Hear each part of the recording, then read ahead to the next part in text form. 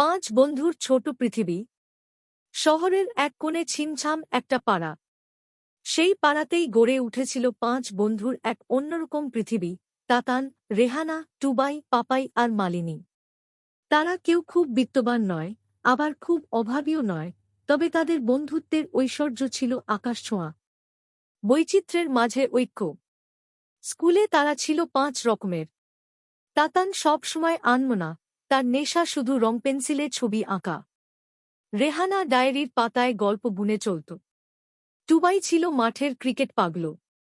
আর পাপাই? তার কাজই ছিল হাসির হুল্লোড়ে সবাইকে মাতিয়ে রাখা। এই চারজনকে সুতোর মতো গেঁথে রাখত মালিনী, যে ছিল সবার মধ্যমণি। সেই প্রতিজ্ঞার দিন। একবার পরীক্ষার ফলাফলের দিন তাতানের মুখটা ভার হয়েছিল। অঙ্কে সে বরাবরের মতোই খারাপ করেছে।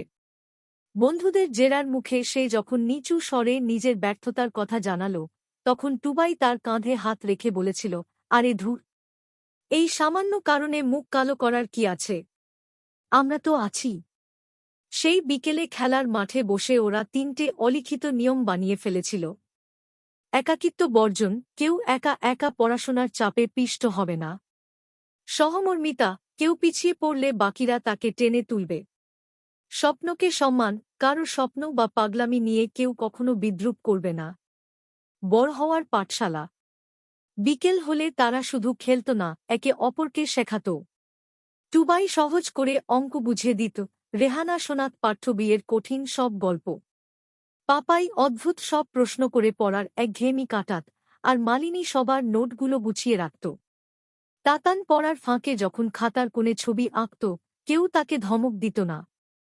বরং সবাই বলত, এই সৃজনশীলতাই তোর আসল শক্তি। বন্ধুত্বের এই শক্তি শুধু নিজেদের মধ্যেই সীমাবদ্ধ ছিল না। একদিন তারা মিলে পাড়ার জরাজীর্ণ পাড়টা পরিষ্কার করে ফুলগাছ লাগিয়ে দিয়েছিল। পাড়ার বয়োজ্যেষ্ঠরা তাদের দেখে আশীর্বাদ করে বলতেন, তোরাই তো আসল মানুষ হয়ে উঠছিস। বদলে যাওয়ার সময়, না বদলানো বন্ধুত্ব। সময় তার নিজস্ব গতিতে চলল। স্কুল পেরিয়ে কলেজের ভিন্ন পথে পা বাড়াল তারা। ব্যস্ততা বাড়ল, শহরের দূরত্ব বাড়ল, কিন্তু সন্ধ্যার সেই চিরচেনা আড্ডাটা ফোনের পর্দায় বা ভিডিও কলেই টিকে রইল। তাতান এখন একজন ফ্রিল্যান্সার ডিজাইনার। প্রথম আয়ের টাকা দিয়ে বন্ধুদের চা খাইয়ে সে তৃপ্তির সাথে বলেছিল, এই সাফল্য শুধু আমার না, এটা আমাদের সেই নিয়মের জয়। আবার সেই পুরনো মাঠে। বহু বছর পর এক পড়ন্ত বিকেলে তারা আবার সেই পুরনো মাঠে মিলিত হল। তারা এখন পরিণত মানুষ, জীবনের অনেক চড়াই উতরাই পেরিয়েছে। পাপাই হাসিমুখে সবার দিকে তাকিয়ে বলল, সবকিছুই তো বদলে গেল, শুধু আমাদের এই টানটা একই রয়ে গেল। তাতান দিগন্তের দিকে তাকিয়ে উত্তর দিল, জীবন যদি আমাকে বারবার সুযোগ দেয়, আমি প্রতিবারই এই বন্ধুগুলোকেই ফিরে পেতে চাই।